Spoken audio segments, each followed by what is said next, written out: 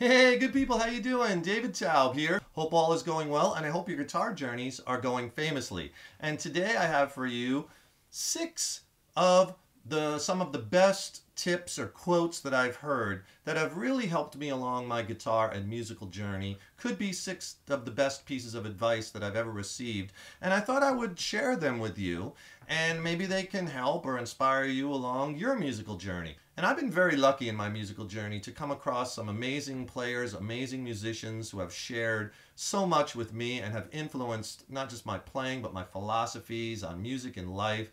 And, I thought I would share it with you. And if you have a second, please subscribe to the channel. That really helps us. Leave a comment.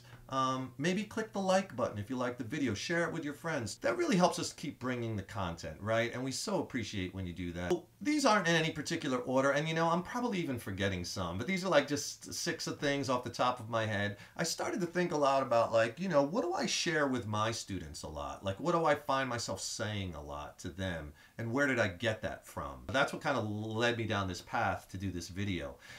One of the things was, back when I was learning guitar first in the 80s and 90s, there was no internet, right? So I learned a lot through magazines, like Guitar for the Practicing Musician was my favorite. I learned a lot from VHS videotapes. What's that, right? I'm really dating myself. Those big tapes used to put in the VCRs, right?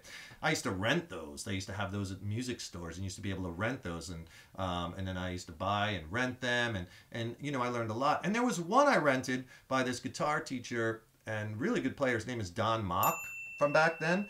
And I don't remember exactly, but I think I was learning some cool arpeggio sequences. And he just kind of said something along the lines of, it's great learning all this lead guitar stuff and we all want to play fast and burn and stuff, but remember, don't neglect your rhythm playing.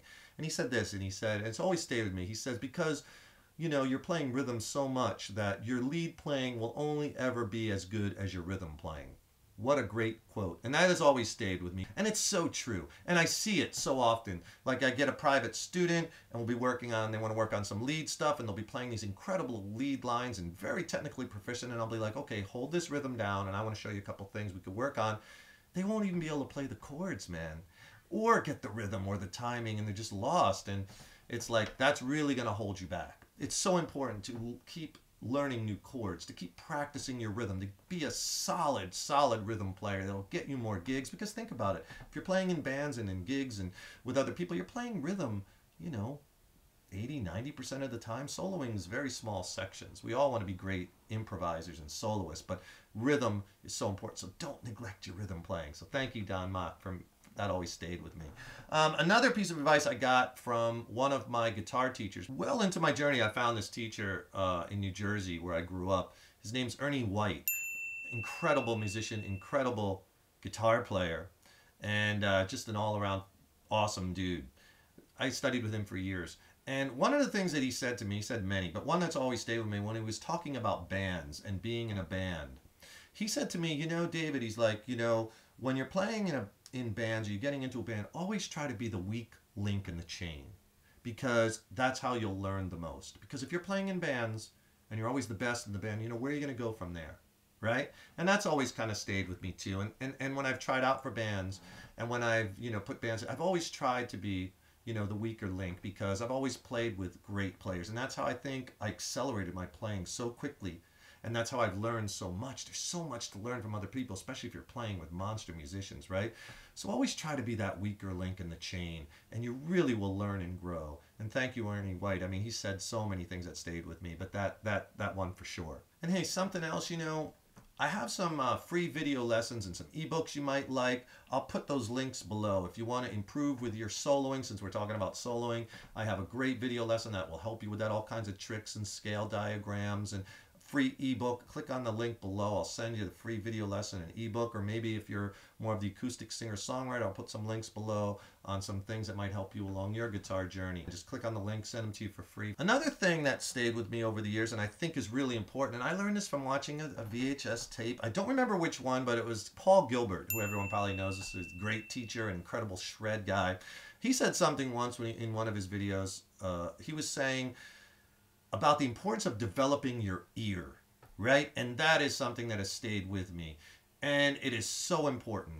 And I can't stress that enough. And I'm constantly telling that to my students. Develop your ear, develop. It'll make you such a better musician, such a better guitar player, such a better overall. You'll just be more able to speak the language of music and hear it. And it opens up so many doors. And it's tough because we've all come to rely so much on tablature and learning from, YouTube videos, which is great.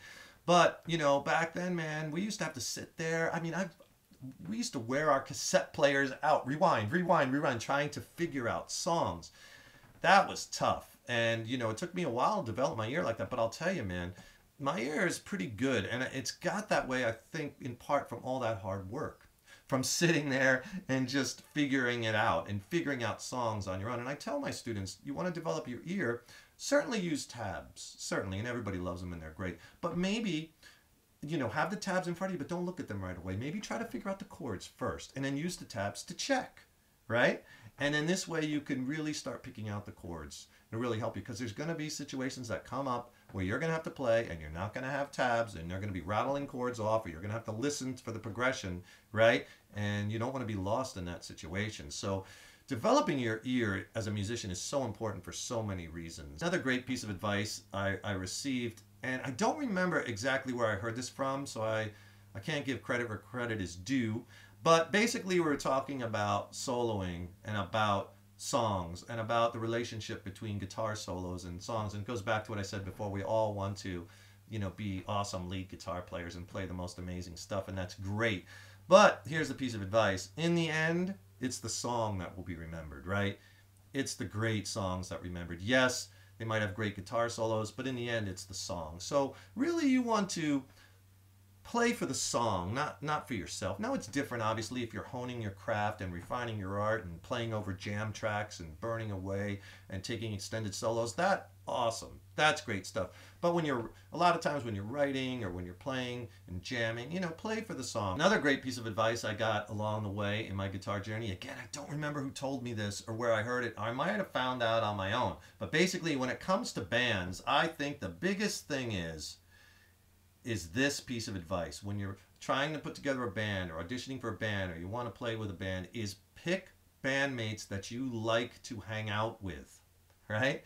Pick people that are cool, that you have things in common with, and that are on the same page with, and that you want to be friends with, because you're going to be spending so much time together, especially early on.